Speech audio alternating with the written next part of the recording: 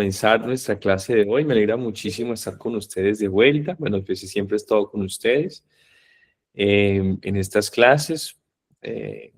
Ya hoy nuestra penúltima clase. Ya dentro de 8 días, bueno, al final de esta clase vamos a dar algunas recomendaciones para dentro de 8 días, que será la última con la síntesis y todo lo que es el tema de la entrega de la del- de los certificados y todo ello. Pero bueno, vamos a iniciar nuestra clase, entremos en materia, porque la clase verdaderamente es una clase muy interesante, a la cual quiero dedicarle un tiempo de discusión también con ustedes al final. Entonces, bueno, eh, vamos a unirnos todos en nombre del Padre y del Hijo y del Espíritu Santo. Amén. Vamos todos a comenzar con esta bella oración de Cristo del Calvario, que nos ha acompañado especialmente durante nuestro curso. En esta tarde, Cristo del Calvario, vine a rogarte por mi carne enferma, pero al verte mis ojos van y vienen de tu cuerpo a mi cuerpo con vergüenza. ¿Cómo quejarme de mis pies cansados cuando veo los tuyos destrozados? ¿Cómo mostrarte mis manos vacías cuando las tuyas están llenas de heridas? ¿Cómo explicarte a ti mi soledad cuando en la cruz alzado y solo estás? ¿Cómo explicarte que no tengo amor cuando tienes rasgado el corazón? Ahora ya no me acuerdo de nada. Huyeron de mí todas mis dolencias. El ímpetu del ruego que traía se me ahoga en la boca pedigüeña. Y solo pido no pedirte nada, estar aquí junto a tu imagen muerta, ir aprendiendo que el dolor es solo la llave santa de tu santa puerta. Amén. Padre nuestro que estás en el cielo, santificado sea tu nombre. Venga a nosotros tu reino, hágase tu voluntad en la tierra como en el cielo. Danos hoy nuestro pan de cada día, perdona nuestras ofensas, como también nosotros perdonamos a los que nos ofenden. No dejes caer en la tentación y líbranos del mal. Amén. Dios te salve María, llena eres de gracia, el Señor es contigo. Bendita eres entre todas las mujeres y bendito es el fruto de tu vientre, Jesús. Santa María, Madre de Dios, ruega, Señora, por nosotros pecadores, ahora y en la hora de nuestra muerte. Amén. Santo Tomás de Aquino, ruega por nosotros. En nombre del Padre, y del Hijo, y del Espíritu Santo. Amén. Muy bien. Hoy vamos entonces a adentrarnos en un viaje de espiritualidad muy profundo con un maestro de vida espiritual. Bueno, yo sé que tienen ustedes los micrófonos apagados, pero pueden ustedes escribir el nombre de este santo. Vamos a ver, voy a ser un poquito didáctico, así como el padre Luisel, que él es más didáctico que yo. A ver, ¿quién es este santo? ¿Quién puede escribirme, así sean las iniciales? ¿Quién lo reconoce? ¿Quién escribe? Y me puede decir quién es este santo que hoy con el que hoy vamos a adentrarnos en el tema bellísimo de la cruz. ¿No lo reconocen? Bueno, este santo es San Ignacio de Loyola. Así que hoy un dominico les hablará de espiritualidad ignaciana. San Ignacio de Loyola es quizás uno de los maestros de vida espiritual. Yo debo decirlo con mucha eh, realidad. San Ignacio de Loyola es un maestro de vida espiritual. Cuando uno lee los ejercicios de San Ignacio de Loyola, se va a encontrar con una riqueza única, bellísima sobre la cruz y cómo la cruz tiene una parte importante en sus ejercicios espirituales. Yo estos días he estado leyendo un poco los ejercicios espirituales de San Ignacio y algunas interpretaciones que se han hecho por parte de los jesuitas. Y he tomado mucho de ello para exponerlo hoy a ustedes. Espero que les guste. Hoy será tremendamente espiritual y teológico nuestra charla. Así que papel y lápiz, porque con San Ignacio de Loyola nos vamos a entrar en el misterio amoroso de Cristo crucificado. Muy bien. Entonces, San Ignacio de Loyola es consciente de que la pasión de Cristo comienza con la última cena. Veamos que esto no es solo San Ignacio de Loyola, esto es, nosotros celebramos el Tríodo Pascual y dentro del Tríodo Pascual celebramos desde el Jueves Santo y con la Eucaristía de la Cena del Señor. Vemos todas las Eucaristías son la Cena del Señor, pero pues tenemos el Jueves Santo para conmemorar especialmente ese inicio de la pasión de Cristo. Entonces, hace unos días estamos hablando de la palabra kenosis. Kenosis significa abajamiento, ¿no? El abajarse. Cuando Dios, es una palabra griega, ¿no? No hay necesidad de profundizar mucho en la palabra, en esta palabra griega, sino que significa que Dios se encarna, o sea, lo alto, lo que está por arriba, toca lo que está abajo, lo que no se puede ver se hace visible, pero en una categoría que los sentidos lo pueden ver, o sea, Cristo se hace, el logos de Dios, la palabra de Dios se encarna, se hace hombre, o sea, se abaja para tomar nuestra condición, ¿no? La sublimidad de Dios, la riqueza de Dios se hace humildad, pobreza humana, digámoslo, ¿no? Se hace humanidad, ¿no? Con sus límites, con su pequeñez en Cristo nacido en el pesebre. Entonces, eso es la kenosis, pero San Ignacio de Loyola nos va a decir que esa kenosis de Dios no solamente, que esa kenosis de Cristo no solamente se hizo presente allí, especialmente pues en su encarnación, nacimiento, sino que esa kenosis, ¿se acuerdan que yo se los decía a ustedes muchas veces? Toda acción de Cristo es kenótica, toda acción de Cristo es una acción de Dios hacia los hombres y toda acción de Dios hacia los hombres es una acción de kenosis, ¿no? Que es un Dios dándose a los hombres. Pero particularmente San Ignacio dice que la última cena, Cristo reafirma esa kenosis de Dios. ¿Y cómo la reafirma? Recuerden ustedes ese acto. Aquí ustedes ven esta bella imagen de Cristo lavando los pies. Recuerden que se acerca a Pedro y le dice, voy a lavar a los pies a todos ustedes. Y Pedro le dice, no, Señor, no soy digno que me lave los pies. Yo no. Eh, Tú eres el maestro. O sea, Pedro, dice San Ignacio, no estás aceptando la kenosis de Cristo, ¿no?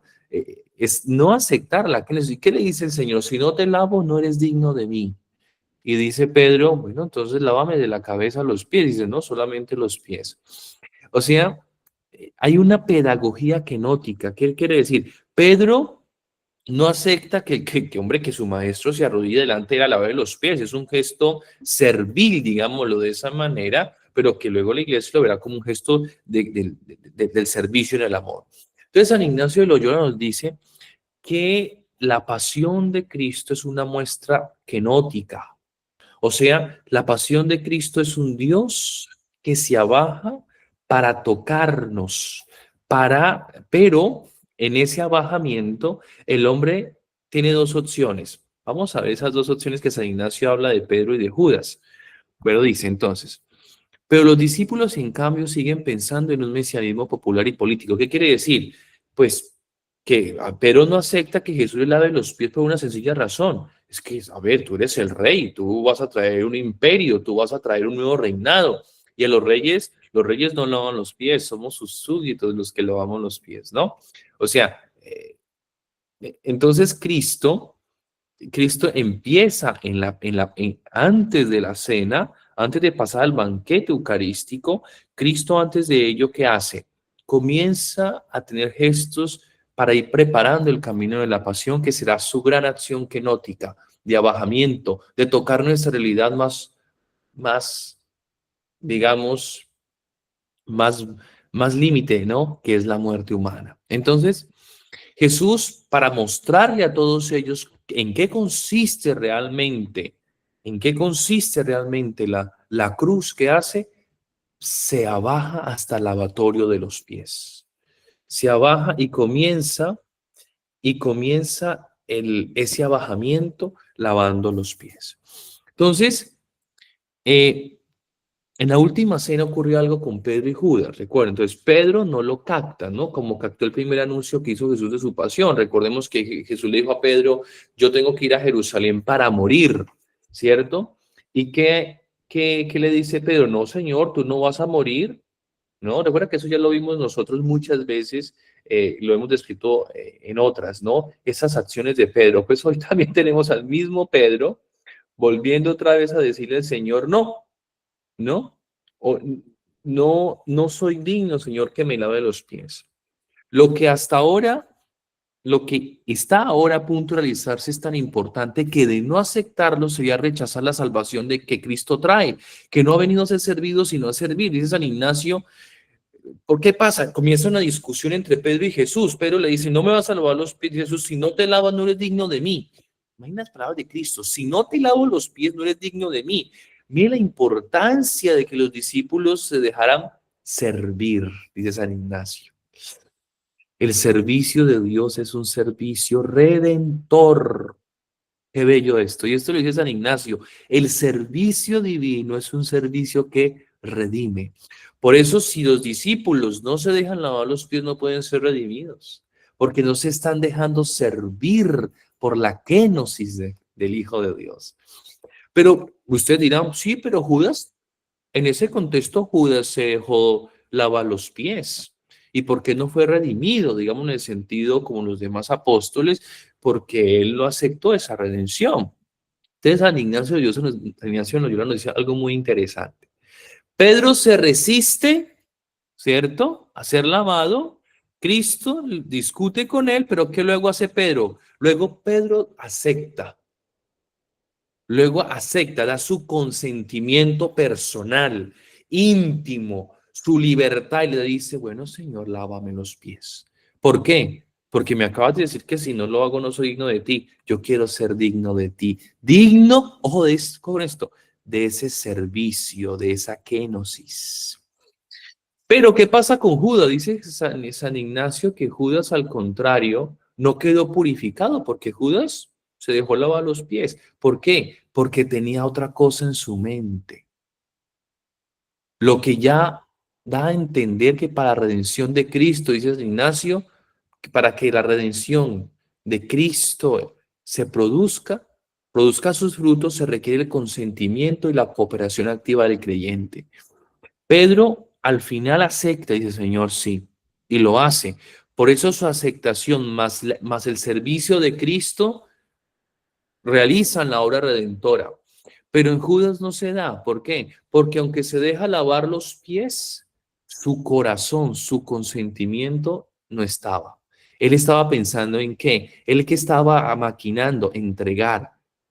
Él no quería, él estaba no ensimismado en toda la historia que conocemos de Judas. Por eso la redención no se da en él. Entonces, con esto San Ignacio comienza ese capítulo, sí, que nos empieza a hablar de la pasión de Cristo en sus retiros espirituales. Recuerden en la última cena que está Juan y los discípulos, Juan que se acerca, Cristo va a decir, uno de ustedes me traicionará. Entonces Jesús desenmascara por petición del discípulo amado por Juan, ¿cierto? San Juan ya pasó todo el lavado de los pies y ahora se acercan a la cenar y en la cena Jesús dice, uno de ustedes me traicionará. Pedro le dice a Juan, oye, usted pregúntele al Señor quién lo va a traicionar. Y Jesús dice, quien moje conmigo, al que yo le dé el trozo de pan mojado, ese me va a traicionar, ¿no? ¿Y a quién se lo da? A Judas, ¿no? Entonces, Jesús desenmascara por petición del discípulo amado la traición de Jesús, de Judas, perdón, dándole un trozo de pan mojado frente al traidor que se aleja de Jesús y entra en el ámbito de las tinieblas. El verdadero discípulo, el amado, no abandona al maestro en su pasión, lo sigue hasta el final. Entonces, aquí ya San Ignacio nos colocó en la primera escena, nos coloca a Pedro y a Judas, ¿no? Nos dice pues en el lavado, Pedro no acepta al comienzo, luego acepta ser lavado y esa aceptación más el servicio de Dios obra en la redención. Judas acepta ser lavado, digamos, en cierta manera, porque se permite que ore pero su corazón y su consentimiento no estaban ahí. Digamos, su interior, su intimidad, su voluntad, verdaderamente no estaba aceptando esa. Y ahora San Ignacio nos está colocando de nuevo a Judas, pero con Juan. Mientras Judas abandona, porque dice que Jesús le dice, haz lo que tienes que hacer, ¿no? Pero algo muy interesante que dice que el demonio entra en él, ¿no? Y, y Judas se aleja. Juan, por el contrario, se queda, ¿no? ¿Y cuál es la figura de Juan? Juan, a diferencia de todos los discípulos, se queda hasta la cruz. Muy bien. Entonces, el lavatorio de los pies sigue la institución de la Eucaristía y como después de haber comido el Cordero Pascual y haber cenado, les lavó los pies y dio su santísimo cuerpo y su preciosísima sangre a sus discípulos, eh, instituyó el sacratísimo sacrificio de la Eucaristía en grandísima señal de amor, diciendo, tomad y comed. Con estas breves palabras, Ignacio da a entender, en la línea de la epístola a los hebreos, que la pasión y muerte de, de Cristo, sin ser un sacrificio ritual, sigue la ejecución del verdadero sacrificio. Más todavía, es el sacratísimo sacrificio, el sacrificio por excelencia, la perfecta glorificación de Dios. ¿Qué quiere decir eso? San Ignacio nos dice lo siguiente, nos dice, mire, cuando Cristo celebra la Eucaristía, ¿cierto? Pues todavía no había sido crucificado, ¿no? Aún no había sido crucificado. Entonces, lo que se da a entender allí, dice San Ignacio de Loyola, es que antes de Cristo ir a la cruz, ya estaba siendo entregado, ¿no? O sea, esa cruz ya se estaba haciendo presente en ese momento de la cena, ¿no? Esa cruz ya estaba presente en la Eucaristía. Por eso es la tremenda relación entre cruz y Eucaristía, hermanos. Que eso lo vemos con el padre Walter, ¿no? La Eucaristía es el sacrificio de Cristo en la cruz. Eso es la Eucaristía, ¿no? El pan que se parte, Cristo parte el pan porque él va a ser, ¿qué? Él va a ser traspasado, partido, digámoslo, en la cruz. Entonces, San Ignacio nos dice que en la pasión, con estas breves palabras, Ignacio da a entender en la línea de la epístola a los hebreos que la pasión y muerte de Cristo, sin ser un sacrificio ritual, sino la ejecución de un condenado, fue visto desde la fe cristiana un verdadero sacrificio, más todavía el sacratísimo sacrificio, sacrificio por excelencia, la perfecta glorificación de Dios. ¿Qué quiere decir esto? Que la Eucaristía, cuando yo miro la cruz, pero miro la cruz desde el horizonte de la Eucaristía, yo no veo la cruz como una condena, dice San Ignacio, porque la cruz era una condenación. Recordemos lo que eso lo vimos en las primeras clases. Toda cruz eso era una condenación, era una humillación. La cruz es una humillación, pero Cristo, antes de entrar a esa humillación, o para los que todos pensaban que iba a ser humillado ¿no? Cristo comienza a cambiarle ese enfoque, ¿no? Cristo ya, esa cruz tiene otro significado, no es humillación, es glorificación, es trono del nuevo rey. Pero ¿dónde comienza esa resignificación de la cruz? En la Eucaristía. Tranquilo, no se asusten, vamos a ir entendiéndolo poco a poco, cómo San Ignacio nos va llevando a esa tremenda relación en estos polos, ¿no? Entonces, en la última cena, San Ignacio Loyola resalta cómo Jesús asume, ojo con esto, en la última cena, Cristo asume anticipadamente su pasión y su muerte, al entregarse como sacrificio eucarístico en grandísima señal de amor. ¿Qué quiere decir esto, hermanos? Pues que San Ignacio nos recuerda, porque esto es doctrina de la fe, que la Eucaristía que Cristo celebra antes de su crucifixión, digamos en el horizonte de la historia, que una cosa sucede antes de la otra, en este caso sucede antes la cena que la crucifixión, acontece que en la Eucaristía Cristo hace varias cosas, lava los pies, el servicio. Ahí les entrega el mandamiento del amor. ¿Recuerdan amados unos a otros, ese mandamiento del amor? Entonces, todo lo que Cristo está haciendo en la Eucaristía, todo lo que Cristo está haciendo, todos esos gestos, los hace mirando la cruz, porque esa cruz significa lo que Él está celebrando. Esa cruz no significa humillación. Esta cruz no significa que lo que los romanos quieren hacer pedagogía, miedo. Esa cruz no significa miedo, eso significa humillación, eso no, significa perdón, significa amor, significa servicio. Sí, entonces San Ignacio nos dice algo muy bello, dice, yo no puedo mirar a Cristo crucificado solo, sino tengo que mirarlo a través de la Eucaristía, porque en la Eucaristía Cristo nos da a entender todo lo que va a suceder en la cruz. O sea, Cristo está haciendo, la kenosis de Él es en la cruz, ¿no? Esa kenosis perfecta, digamos, esa kenosis última, así que se abaja hasta la muerte, pero para pasar a esa kenosis, ¿qué pasa? Pasa por la Eucaristía. Le encontramos ese sentido en la Eucaristía, por eso la cruz no se puede entender fuera, por eso la pasión comienza el Jueves Santo. Porque si yo digo que la pasión comienza, uno dice, pero ¿cómo que la pasión comienza el Jueves Santo con la cena si la cena era una fiesta? ¿No?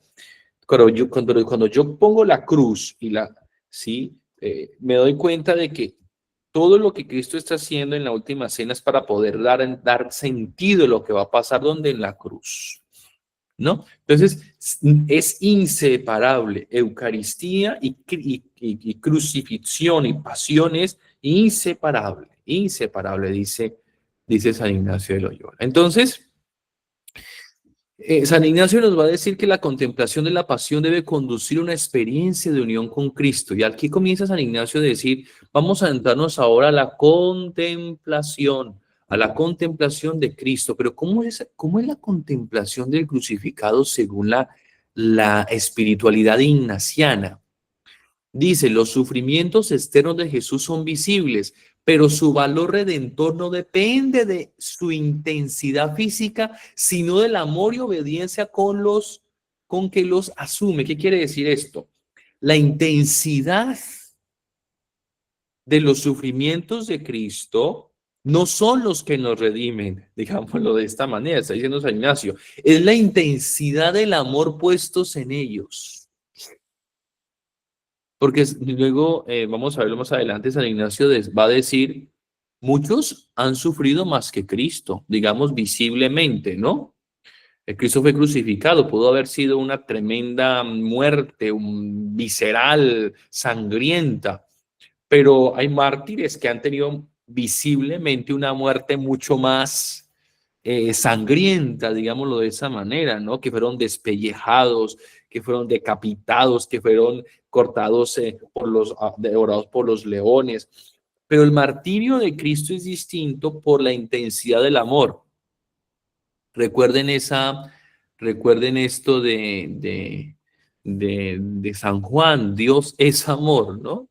Claro, uno decía, pero los otros, claro, los otros de los mártires y todo, pues también es por el amor eh, sobre ese, digámoslo, hecho de su propia muerte, pero ese amor no es tan intenso como el amor de Cristo, que es el amor perfecto, ¿no? Entonces, ese amor perfecto es el que salva, dice San Ignacio. Entonces, San Ignacio dice, el cristiano tiene que pasar de contemplar solamente lo externo de la cruz para adentrarse en la pasión interior de Cristo. Mire qué lindo esto.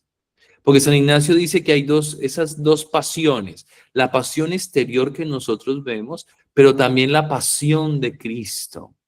Es la pasión interior de Cristo, su entrega del corazón al Padre, la que confiere sentido y eficacia salvadora a sus padecimientos externos.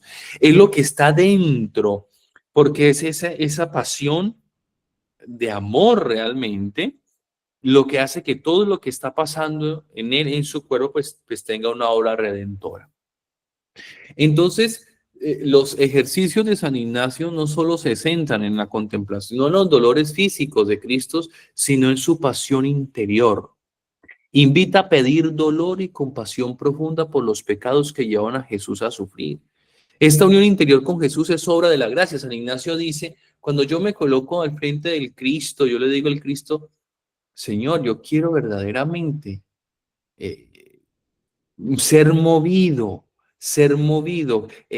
Esa cruz, no más que enfermedades, porque miren, aquí hay algo muy interesante y aquí yo encontré una conexión entre dos santos, entre un dominico y San Ignacio. Hay una conexión. Hace 8 días tuve la oportunidad de una charla, hace 15 días, perdón, sobre con la cruz en la espiritualidad dominicana. Y hay un santo que se llama Juan Taulero, y Juan Taulero tiene unas predicaciones.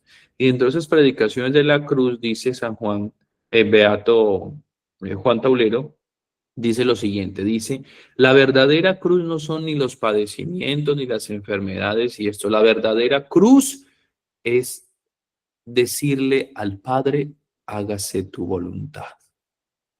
Esa es la verdadera cruz. Es el aceptar la cruz diaria, no es esos gestos, dice Taulero. A veces pensamos que la cruz es decir, bueno, tengo esta enfermedad, tengo este problema, voy a aceptar esta enfermedad, voy a aceptar esta.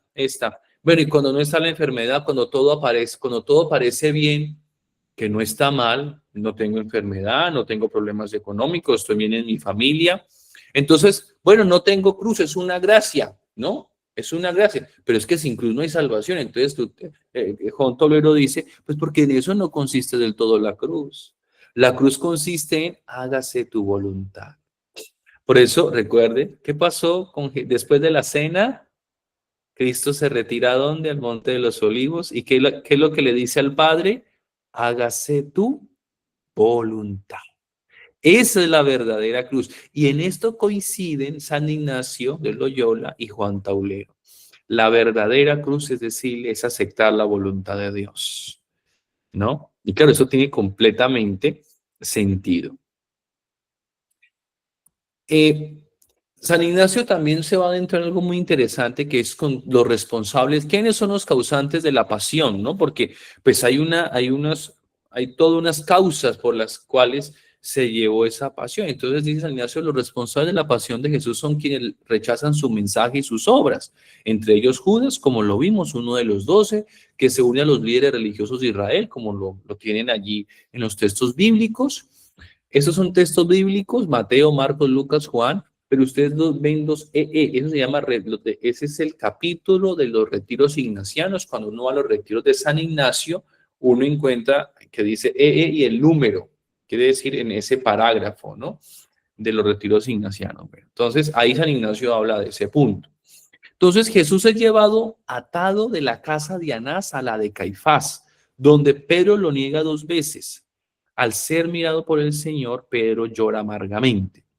Entonces, la negación de Pedro, dice Ignacio y Loyola, otra vez vuelve Pedro, no, yo no sé, pero Pedro tiene una comunicación muy importante en la pasión del Señor, ¿no? Es toda una pedagogía que se hace con Pedro, porque Pedro es el que acepta y no, el Pedro es el que está siempre en toda esa confrontación, ¿no? Siempre está en esa confrontación.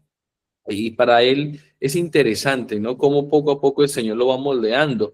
Eh, pero siempre tiene una confrontación. Entonces dice que San Ignacio, pues que cuando cuando Pedro se pone a maldecir y a jurar, que dice yo no conozco a ese hombre, pues Pedro también está siendo causante de la pasión del Señor, ¿no? Porque recuerden lo que Cristo les dice, ¿no? Ustedes van a huir, Pedro, tú me traicionarás, o menos, bueno, no es me traicionarás, Judas me traicionará, pero tú me negarás, y eso le causa dolor al Señor, ¿no? A su pasión. Entonces, ¿quiénes más participan en la condena del Señor? Pues el pueblo, ¿no? Aunque no tomó la iniciativa, parte del pueblo judío contribuyó efectivamente a la pasión de Cristo, llevándolo ante Pilato y acusándolo de sedición. Entonces, ante Pilato, mire lo interesante lo que sucede, que a mí me gusta esa interpretación que da San Ignacio de Loyola, dice, ante Pilato la acusación se politiza, ¿no? Ya no se le reprocha a Jesús proclamarse hijo de Dios como ante el Sanedrín, porque recordemos que cuando Jesús es llevado ante el Sanedrín, a Jesús claro, ante los sumos sacerdotes, ¿de qué se le acusa? De blasfema, ¿no? Este hombre es un blasfemo. Y porque es un blasfemo, porque se hace Dios siendo hombre, pues tiene que morir. Pero pues a Pilato no le van a decir eso. ¿Por qué? Pues porque las reyes romanas, pues eso no tiene un sentido, ¿no? Ustedes lo van a matar, ¿por qué? Porque se dice que es el rey de ustedes, porque es el hijo de David, porque es el hijo de Yahvé, porque es el Dios. Pues, a ver, digamos que en la ley romana, ¿qué pasa? Pues eso no tiene un sentido de muerte, ¿no? Lo podrán tratar de loco o de ello, pero que los romanos maten a un hombre porque dijo que era el hijo de Dios, pues eso suena como un poco delirante, ¿no? Pero miren lo que pasa, dice, ¿qué pasa? Cuando Cristo llegó ante Pilato, el discurso cambia, ¿no? Ante el Sanedrín es juzgado por blasfemo, pero ante Pilato es juzgado ¿por qué? Porque, ¿y cuáles son, qué es lo que le dicen a Pilato? Este hombre, ¿sí? Impide pagar el tributo al César. Entonces, claro, quieren que lo condenen, entonces ahora no lo juzgan por una cosa, sino que lo juzgan y ya.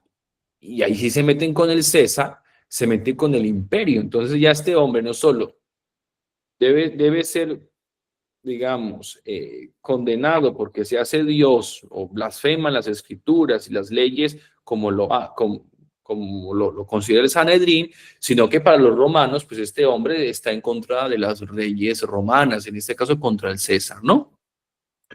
Entonces, pero mira, algo muy bonito que yo no lo he visto de esta manera y que San Ignacio me ayudó. Pilato reconoce la inocencia de Cristo. ¿Qué pasa? Dice, Pilato tras el interrogarlo no haya culpa alguna en Jesús. Sin embargo, cede ante la presión del pueblo, optando por complacer a los acusadores antes que defender la verdad. Pilato sabía la verdad porque la tenía enfrente, ¿no? Recuerden ese bello discurso, el diálogo, cuando Pilato le dice, ¿qué es la verdad? Yo soy la verdad, ¿no? Pero Pilato, que sabe que Cristo no es culpable, pues no hace nada.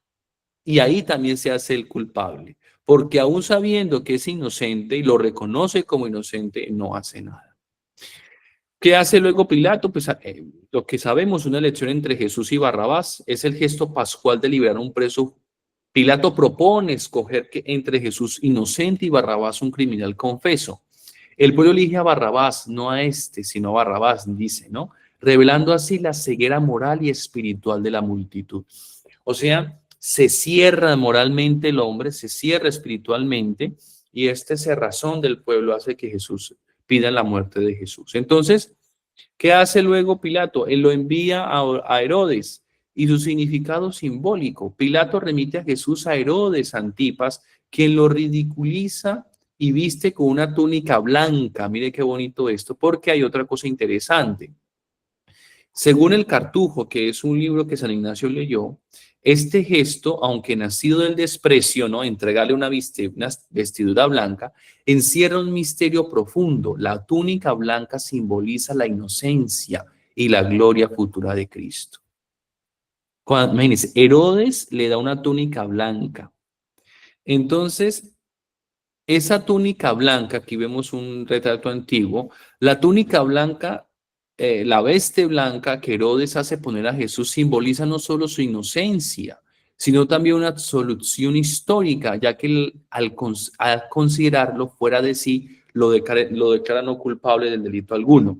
Cuando Herodes dice, este hombre está loco o está fuera de sí y le da una túnica blanca, pues la teología ve allí lo que está simbolizando es que ese hombre es inocente. Todo esto para decir que San Ignacio lo que está tratando San Ignacio lo que hace cuando lee las escrituras y la pasión es que hay un proceso que está sucediendo, pero es un proceso que están condenando a Cristo, pero están condenando a un inocente. Y las mismas autoridades que están condenando a Cristo lo condenan, ¿sí? Pero están llevando a ese que condenan, ¿sí? Con sus gestos, le están reconociendo su inocencia, es lo que está diciendo San Ignacio, ¿no? Entonces, hay un juicio concordante entre Pilato y Herodes. Ambos coinciden en que Jesús no ha hecho nada digno de muerte. Entonces, reconociendo su inocencia ante las acusaciones. Entonces, lo que hace Pilato es enviar a Jesús a la flagelación, ¿no? eh, Pilato, presionado por los judíos, manda azotar a Jesús, coronarlo de espinas y vestirlo de púrpura. Aunque la flagelación podía ser una pena separada, aquí anticipa la crucifixión. Mire, aquí ya viene el púrpura, ¿no? Que tiene otro significado. Entonces, luego Pilato trae a Cristo crucificado, a Cristo herido, lo vuelve y lo presenta, y lo presenta como coronado de espinas y vestido de grana. Pilato pretende mover a compasión a los judíos para evitar la ejecución. O sea, San Ignacio dice que cuando Pilato trae a Cristo todo flagelado era como para decir, listo, mire, ya lo castigamos, ya, ¿no? Ahora hay que liberarlo, pues ya sufrió lo que tenía que sufrir. Pero ¿qué pasa? El clamor del pueblo, ¿cuál fue? Crucifícalo. Procede principalmente de los pontífices, dice Marcos, representante del poder religioso, aunque los evangelios sinópticos añaden que la multitud fue manipulada por ellos, ¿no? Que lo crucifiquen, que lo crucifiquen. Pero hasta ahora uno decir, bueno, entonces fueron los sacerdotes, fue el pueblo, fue Pilato, fue Herodes, quienes llevaron pues a la crucifixión, ¿no? Que digamos históricamente como... Pero San Ignacio ve algo muy interesante. Miren esta imagen de la Pasión de Cristo de Mel Gibson. Ustedes van a ver aquí, esta es enfrente de ellos está siendo azotado Jesús, pero ¿quién ve esa figura, no? El demonio, que aparece muchas veces allí, el demonio detrás de aquel hombre que ordena los azotes. Entonces San Ignacio de Loyola dice algo muy interesante, dice que detrás de todas esas causas humanas que ya nosotros miramos y analizamos muy brevemente, se manifiesta una fuerza no humana que es el poder de Satanás, que impulsa a Judas a traicionar a Jesús. Recordemos lo de Juan, en los evangelios, allí en la última cena dice que Satanás entró en él, ¿no? Judas. Entonces, hay una dimensión, dice San Ignacio, esto me pareció muy interesante, hermanos, y es, la pasión no solo tiene un origen histórico, sino también metafísico, espiritual, donde actúa un poder maligno que trasciende la historia, combatiendo la voluntad divina. ¿Qué quiere decir? Que en medio de todas esas presiones para crucificar a Cristo, ¿estaba quién? ¿Quién estaba también moviendo, haciendo, manipulando? El diablo. San Ignacio lo dice, el demonio. Entonces, San Ignacio nos remonta a ese poder del pecado a los ángeles creados en gracia, pero caídos por soberbia, de la tentación de Adán y Eva, que desobedecen a Dios y pierden la justicia original. Entonces, San Ignacio dice que es el mortal enemigo de la humana natura, es el demonio. Entonces, Ignacio designa al demonio como el enemigo mortal del ser humano, agente que sigue obrando en la historia mediante la tentación y la corrupción moral. Entonces, San Ignacio de Loyola dice, el demonio es que mueve a los hombres también, ¿no? Los tienta para causar la muerte. Entonces, se entretejen muchas cosas aquí. Tres cosas se entretejen para ir sintetizando. Se entreteje la voluntad del Padre.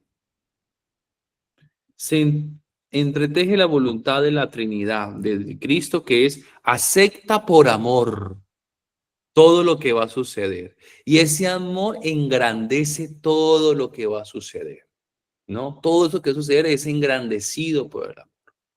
Pero eso que está sucediendo, o eso que está a punto de suceder, pues también está siendo movido ¿por qué? Por humanidad, una humanidad enceguecida que pide muerte, pero está siendo movido también ¿por qué? Por el enemigo de los hombres. El enemigo que quiere separar a los hombres de Dios por el demonio, dice San Ignacio. Entonces se encuentran esas tres realidades: el demonio, nuestra humanidad y Dios en la cruz. Vamos a ver cómo se va desenlazando todo esto, según San Ignacio de Loyola, para la glorificación, ¿no? Entonces, el mal, dice San Ignacio, va más allá del esfuerzo humano. La fuerza del pecado ha tejido una red de violencia y de muerte.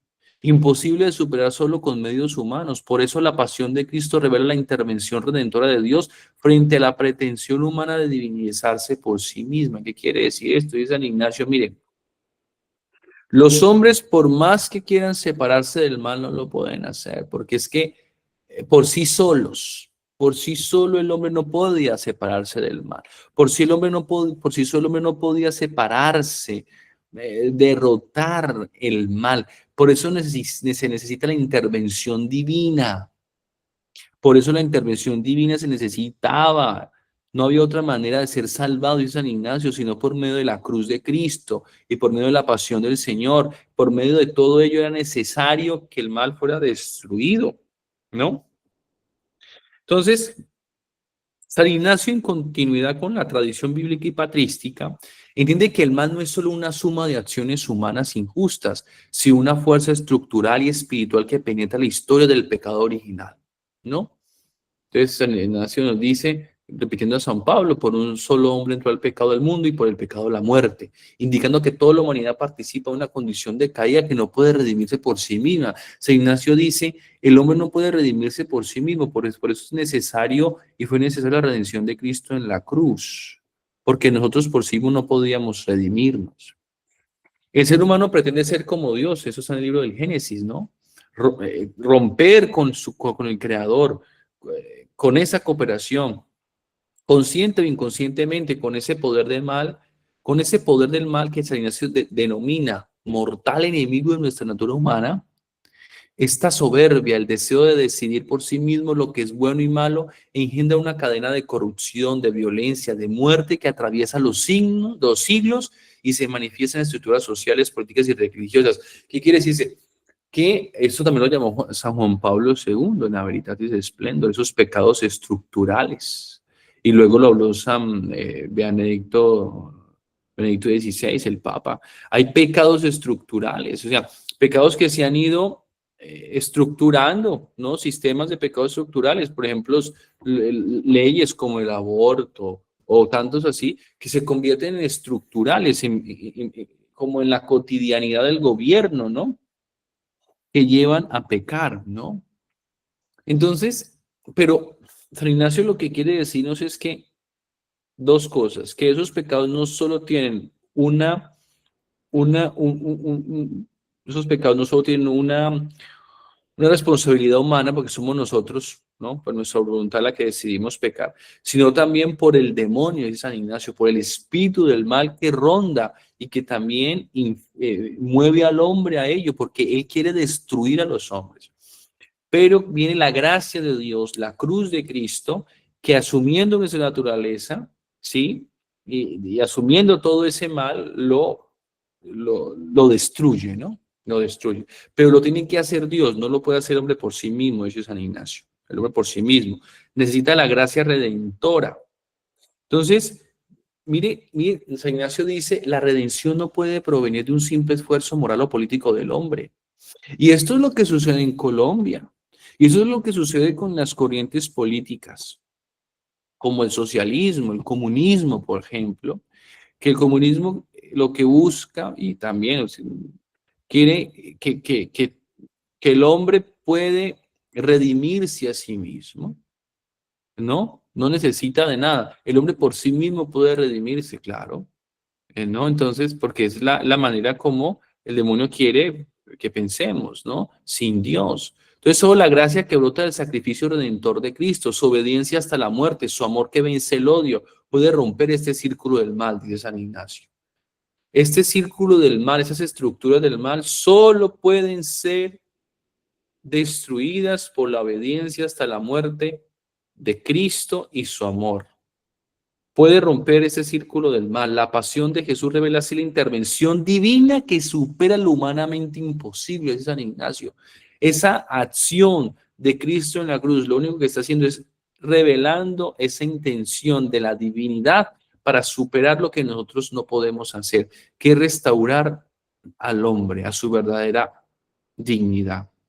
Entonces, en suma, más que una lucha entre fuerzas humanas, la cruz manifiesta la victoria del amor sobre el misterio del mal, un combate espiritual en el que Cristo, el nuevo Adán, vence donde el primero ha caído, recuerden, todo esto nos va sirviendo de resumen, recuerden que el nuevo Adán, el antiguo Adán, ¿no? El árbol, ¿no? Eso lo vimos en unas clases, el árbol que Adán toma y desobedece tomando, y el árbol que Cristo, ¿no? Toma para salvarnos. Entonces, inaugura la posibilidad de una nueva humanidad reconciliada con Dios, el sacrificio de la cruz. Entonces, en San Ignacio, ¿no? Fiel a la tradición de San Pablo, reconoce que detrás de las tentaciones y de las injusticias históricas está ese mortal enemigo de la naturaleza humana que incita a la soberbia, a la desobediencia y la autosuficiencia, ¿no? Ahí está él, incitándonos a nosotros a ello, el demonio. Por eso, tanto San Pablo como Ignacio coinciden en que el combate cristiano no es principalmente exterior, sino interior y espiritual.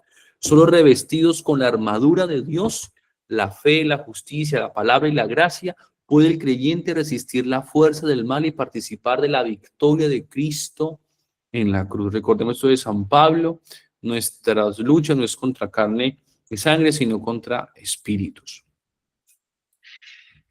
San Ignacio sigue avanzando y nos dice que la crucifixión y el cumplimiento profético, dice, Jesús es crucificado entre dos ladrones, cumpliéndose así la profecía de Isaías, fue condenado, contado entre los malhechores. Pero también nos dice San Ignacio que el título colocado sobre la cruz, Jesús Nazareno, Rey de los Judíos, expresa incluso sin intención plena de Pilato. Pilato no es que tuviera la intención de resaltar la identidad mesiánica real de Cristo, pero lo hace, lo hace, aún no entiendo la intención plena, reconoce la identidad mesiánica real de Cristo, ese gesto de colocar el título que se le coloca allí, ¿no? Aunque para muchos el título, que era una burla, Pilato quizás sin saberlo proclama una verdad teológica. Jesús muere como el verdadero rey y mesías de su pueblo. Mire qué bonito esto. La cruz, y esto es interesante, la cruz tiene el INRI, ¿no? Rey. Y ese INRI, aunque haya sido para puesto como una burla, según pues lo contexto en el que se da, ¿no? Jesús es el rey el que está allí, está mostrando una verdad, ¿no? Ante la protesta de los sacerdotes, ¿qué dice Pilato? Pilato dice, lo escrito, escrito está. Entonces, San Ignacio dice, se está resaltando. Mire que San Ignacio interpreta todos los gestos de Pilato, de Herodes, y saca de ellos que la túnica blanca significa glorificación, significa inocencia, ¿no? El INRI significa que es el rey realmente, un título teológico. En los evangelios el título de rey aparece principalmente ligado a la pasión. Vi qué bello esto. El título de rey aparece ligado a la pasión, porque no es un rey distinto, es un rey distinto, no es el rey que gobierna desde su palacio, sino que gobierna desde la cruz. Aunque ya en su nacimiento los magos buscan al rey de los judíos, su figura real atraviesa toda su vida, pero se revela ¿en dónde? En la cruz. Se revela en la cruz. ¿Por qué? Porque este Cristo no es un Cristo político, es el Mesías, pero no el Mesías político, sino el que viene a manifestar el reino de Dios sobre la autoridad del mal y por su entrega redentora de amor en la cruz. Cambia totalmente ese concepto, ¿no? Que Cristo, mi reino no es de este mundo, ¿no? Entonces, la realeza espiritual revelada en la pasión ante Pilato, dice San Ignacio, Jesús reconoce su condición de rey, pero precisa que su reino no es de este mundo. Se manifiesta así una realeza paradójica. ¿Por qué? Porque es una humilde redentora que alcanza su plenitud no en el poder, sino en la cruz, donde el Hijo de Dios reina desde la obediencia y el amor. Bien interesante, es un reino de obediencia y es un reino de amor. Aquí hay otra cosa muy interesante que San Ignacio nos habla, que es el desamparo de Jesús. Entonces dice que Cristo sufre una experiencia de abandono. Y a mí me encantó eso porque miren qué lindo esto dice, y aquí nosotros vamos a configurar con nosotros mismos en muchas partes, y es, Jesús parece sumergirse en el abismo del desamparo, sin consuelo divino ni humano. No se trata solo de un sufrimiento físico, sino de un abandono espiritual. La experiencia límite del silencio del Padre. Padre, ¿por qué me has abandonado? Ese desamparo no significa ruptura, dice San Ignacio, entre el Padre y el Hijo, no, sino que Jesús asume hasta el extremo la distancia del pecado humano. ¿Qué quiere decir esto? A mí esto me causó mucha, digamos, alegría, porque me abrió una nueva perspectiva y era, San Ignacio, mira lo profundo que San Ignacio está mirando el misterio de la cruz. Porque Cristo pronuncia, por Padre, ¿porque me has abandonado? ¿Qué hace el pecado? Recuerden esto, recuerden esto. Cristo no pecó, él no pecó, pero él asumió sobre sí por amor, asume las consecuencias del pecado, que son la muerte, el sufrimiento y todo ello en su cuerpo, y por eso Cristo sufre, ¿no? Asume esas consecuencias. Nosotros sufrimos las consecuencias del pecado por el pecado mismo, porque pecamos, él las asume por amor, no por haber pecado. Cristo asume todo por amor. Y una de las consecuencias del pecado, ¿cuál es? Distanciarnos de Dios. El hombre se distancia de Dios. Entonces, cuando Cristo en la cruz dice, Padre, ¿por qué me has abandonado? Es porque está tocando esa consecuencia del pecado, que es el abandono de Dios, que hace el pecado. Entonces, San Ignacio dice, recuerden esto que dice San Agustín y los padres de la iglesia, lo que no es asumido no es redimido. Entonces, Cristo también tiene que asumir ese abandono. No, ese abandono, para redimirlo.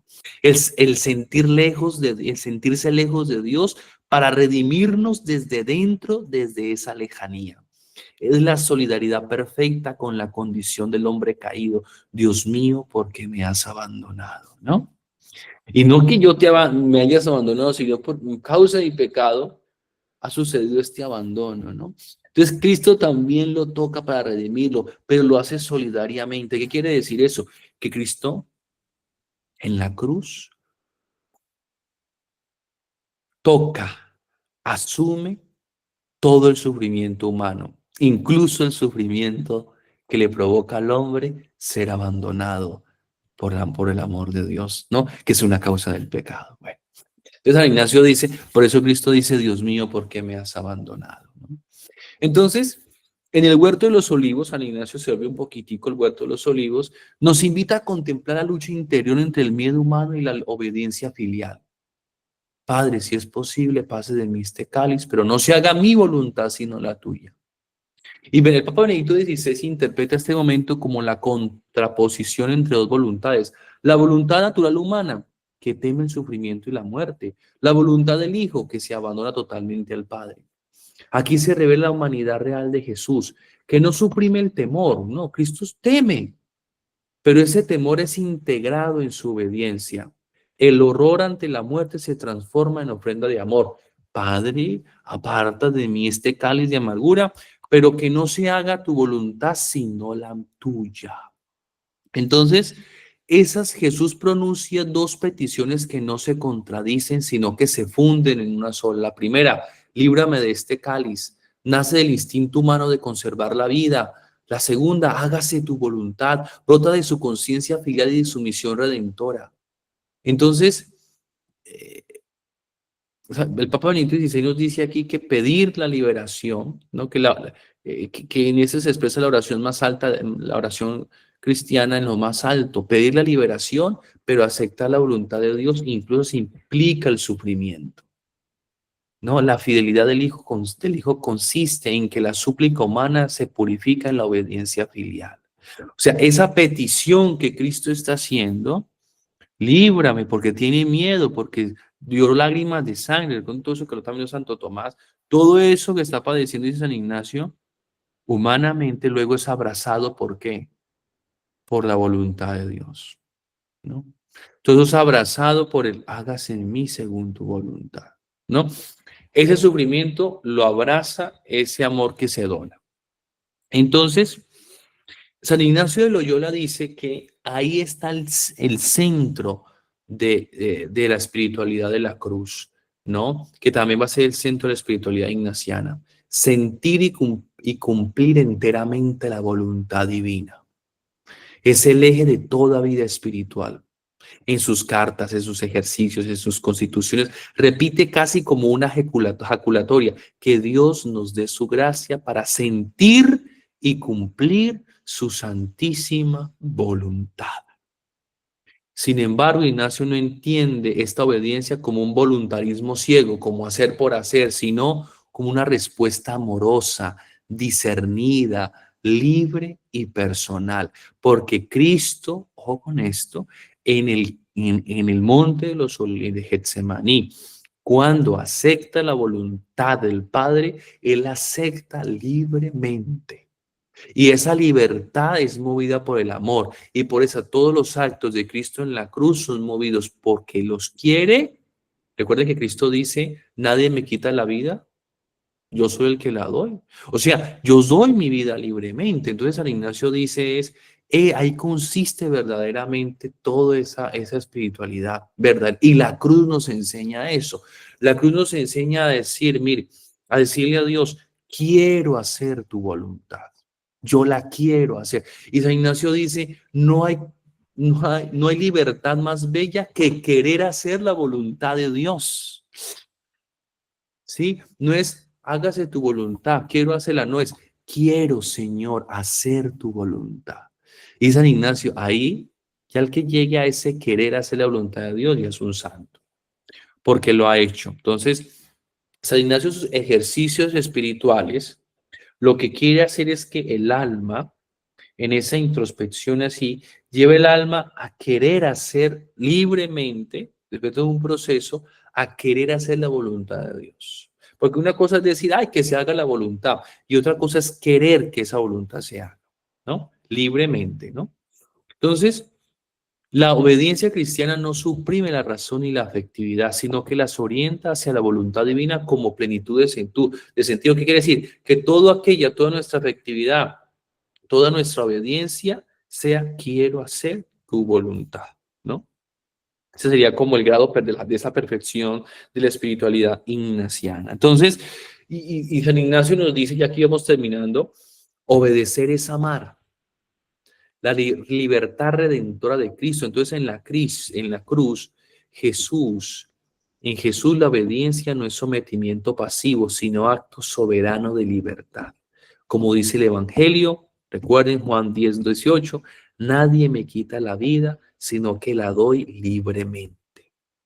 Aquí se revela que la verdadera libertad no consiste en hacer lo que se quiere, sino en querer lo que Dios quiere.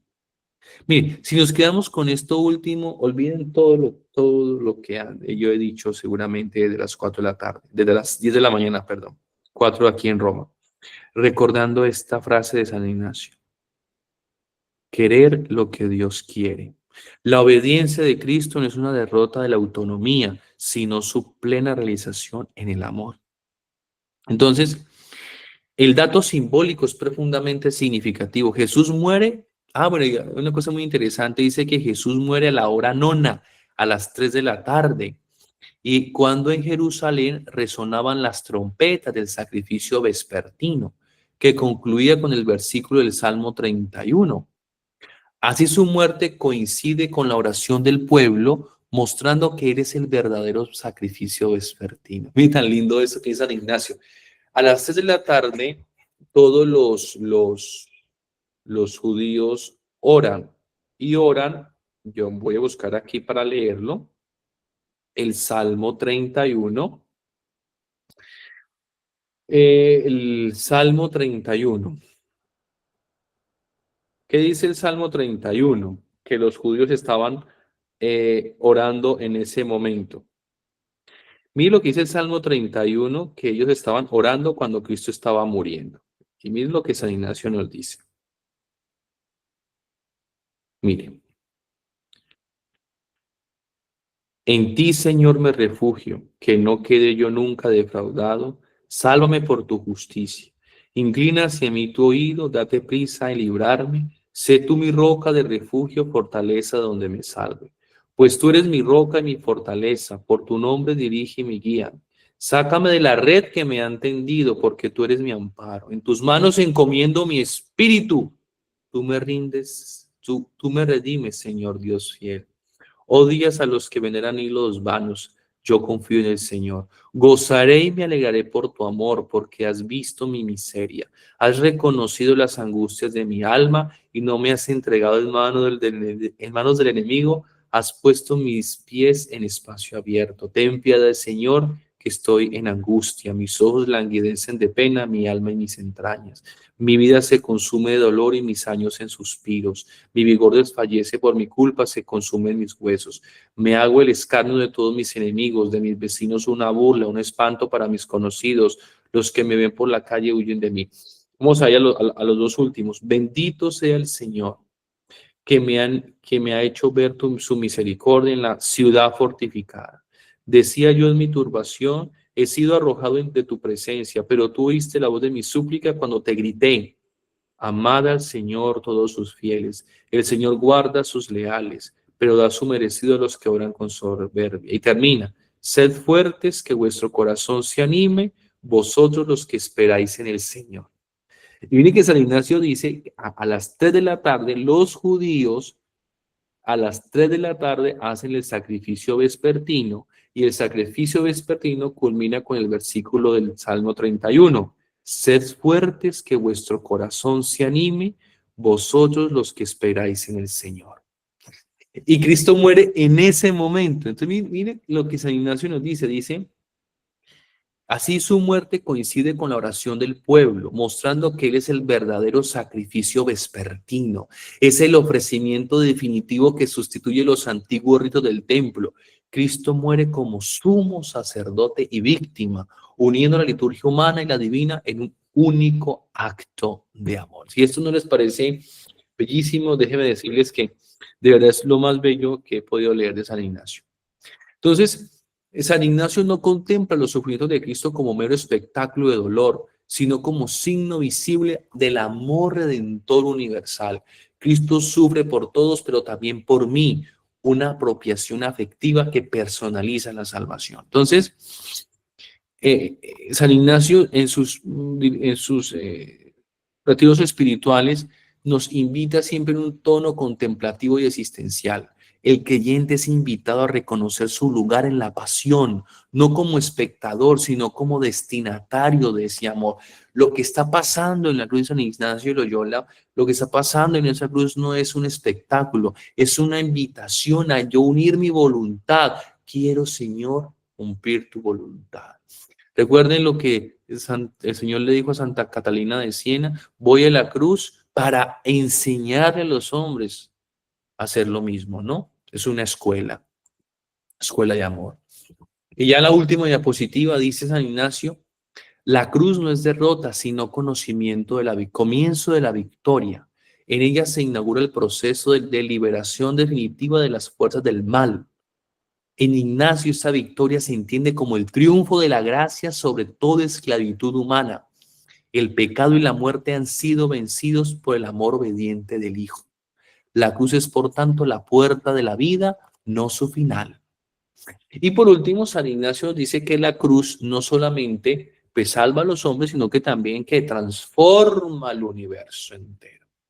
Y como recuerden que en el Evangelio de San Marcos, en el capítulo 13, nos dicen que cuando Cristo muere, ¿qué pasa? Hubo un gran terremoto. O sea, la tierra sintió también. Entonces San Ignacio dice que el sol se oscureció, las piedras se quebrantaron, los sepulcros se abrieron, el velo del templo se rasgó en dos. Eso nos dice, ¿cierto?, los evangelios.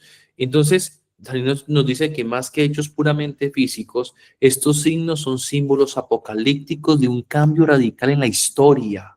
O sea, la historia fue cambiada en ese momento. El fin del antiguo mundo dominado por el pecado y el inicio de una nueva era de salvación. El oscurecimiento del sol y la convulsión de la tierra evocan la transformación cósmica que acompaña la muerte de Cristo. ¿Qué pasa? Que la creación misma de San Ignacio participa en ese drama de la redención. Ella misma también es redimida, la creación misma, ¿no? Gloria al Padre, al Hijo y al Espíritu Santo, como en el principio,